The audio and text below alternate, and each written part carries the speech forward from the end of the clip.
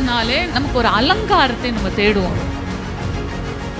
என் ஆண்டவர் என் இருதயத்தை பார்க்குறார், அதனால எனக்கு ஆண்டவருக்கு என் இருதயம் தெரியும், நீ இப்படிதான் என்னை நினைச்சிட்டு போ அப்படின்னு சொல்லுவான். ஆனால் கோவம் வந்துச்சு. அந்த சகோதரி சொல்றாங்க, இவன் படுத்தின பாடல எனக்கு முடிய பிச்சுட்டு ரோட்டு வழி ஓடணும் போல கோவம் வந்துச்சு. நீங்கள் பயப்பட தேவையில்லை. ஒரு தெய்வீக அழகு தேவன் இன்றைக்கு என்னை கவனிக்கிற உங்களுக்கு தேவன் கட்டளையிடுவார்.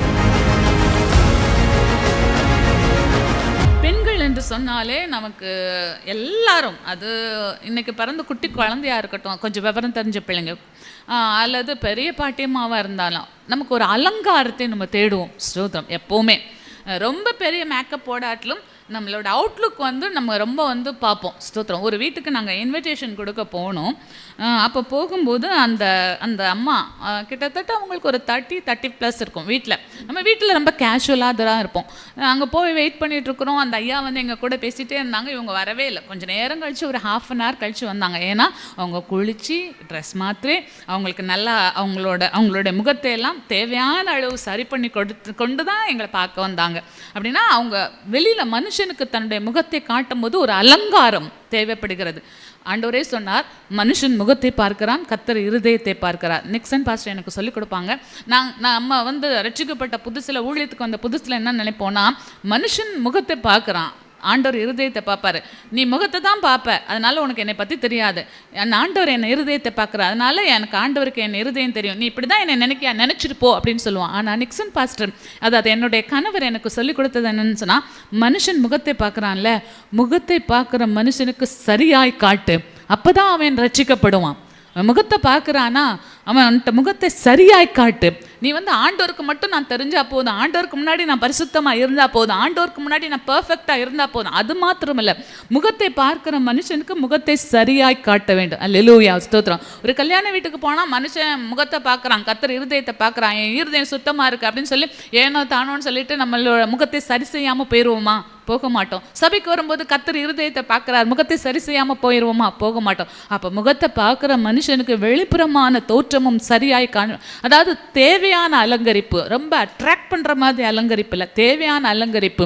அதே நேரத்தில் முகத்தை பார்க்குற மனுஷனுக்கு சந்தோஷத்தை காண்பிக்கணும், முகத்தை பார்க்குற மனுஷனுக்கு அன்பை காமிக்கணும், முகத்தை பார்க்குற மனுஷனுக்கு சமாதானத்தை காமிக்கணும், முகத்தை பார்க்குற மனுஷனுக்கு சாந்தத்தை காண்பிக்கணும், முகத்தை பார்க்குற மனுஷனுக்கு நம்மளுடைய அமைதியுள்ள ஆவியை காண்பிக்கணும். அல்லேலூயா. நமக்கு ரொம்ப ப்ரெஷர் ஆகும்.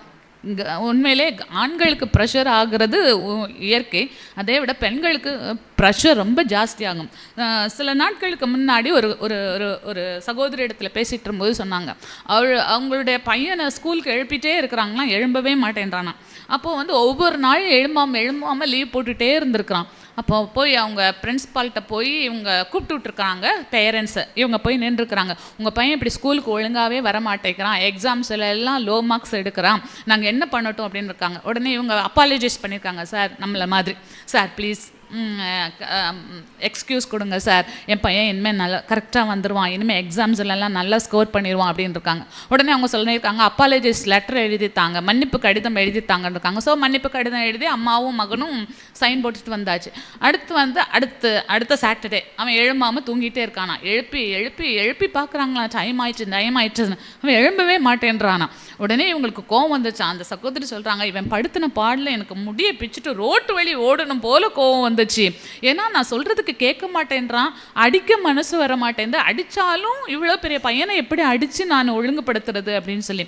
நம்ம கொடுக்குற தண்டனையோ நம்மளுடைய சத்தமோ, நீங்கள் ப்ரெஷர் ஆகுறதோ, நீங்கள் தலையை பிச்சுட்டு ஓடுறதோ, இல்லாட்டி ஐயோ குடும்ப சூழ்நிலை எப்படி இருக்குது, இவர் கீழ்ப்படிய மாட்டேன்றாரு, இந்த பிள்ளைங்க கீழ்ப்படிய மாட்டேன்றது, சுற்றியுள்ள உறவுகள் ப்ரெஷர் பண்ணுது, பொருளாதாரத்தை ஹேண்டில் பண்ணுறது என்னை ப்ரெஷர் பண்ணுது, நான் என்ன பண்ணுவேன் அப்படின்னு சொல்லி நீங்கள் டென்ஷன் ஆகுறதோ, இது எதுவும் உங்கள் சூழ்நிலைமையை மாற்றப் போகிறது இல்லை. அல்லேலூயா.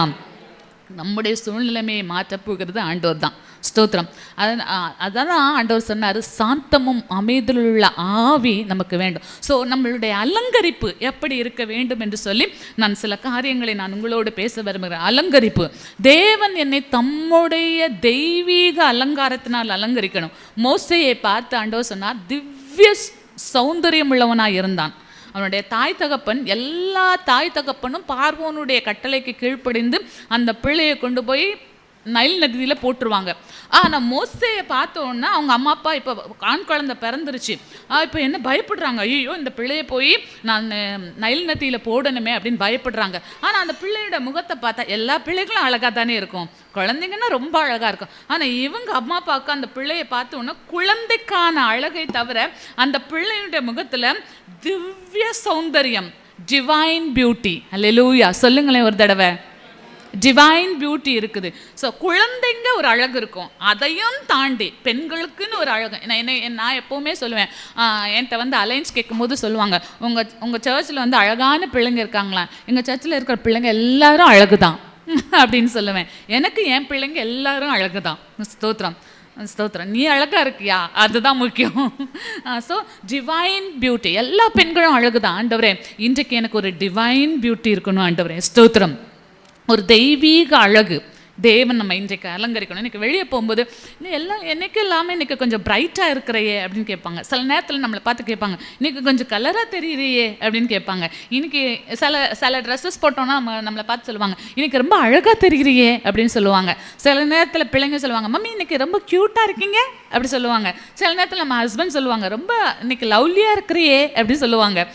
சில நேரத்தில் உண்மையாக சொல்லுவாங்க, சில நேரத்தில் நம்மகிட்ட இருந்து அவங்களுக்கு காரியம் ஆகணும் அதுக்காக சொல்லுவாங்க. ஆனால் இன்றைக்கு தேவன் இங்கே வந்திருக்கிற இதை கவனிக்கிற யாராக இருந்தாலும் ஒரு தெய்வீக அழகை தேவன் தருவாராக. அந்த பிள்ளை திவ்ய சௌந்தரியம் உள்ளவனாக இருந்ததுனாலே அவங்க அம்மா அப்பா ராஜாவின் கட்டளைக்கு பயப்படாமல் 3 மாதம் அவர்களை ஒழித்து வைத்தார்களாம். தெய்வீக அழகு நமக்கு இருக்கும் என்று சொன்னால் ராஜாவின் கட்டளைக்கு நம்ம பயப்பட தேவையில்லை. ராஜாவின் கட்டளை கர்த்தருடைய சித்தத்தின்படி இருந்தால் நம்ம பயப்படலாம். தானியேல் ராஜாவின் கட்டளைக்கு பயப்படலை. சாத்ராக் மேஷாக் ஆபேத்நேகோ ராஜாவின் கட்டளைக்கு பயப்படலை. அதுக்காக நான் சிக்னலுக்கு நீங்கள் ஒபே பண்ண வேண்டாம், டேக்ஸ் கட்ட வேண்டாம் அப்படி சொல்லலை. ராஜாவின் கட்டளைக்கு, அதாவது உங்களுக்குரிய ஆவிக்குரிய விதத்துக்கு விரோதமாக எந்த கட்டளை வந்தாலும் நீங்கள் பயப்பட தேவையில்லை. ஸ்தோத்திரம். அப்போ ராஜாவின் கட்டளைக்கு பயப்படாத ஒரு தெய்வீக அழகு. ஸ்தோத்திரம். அதை தேவன் இன்றைக்கு இங்கே கவனிக்கிற உங்களுக்கும் பேசுகிற எனக்கும் தேவன் கட்டளையிடுவாராக.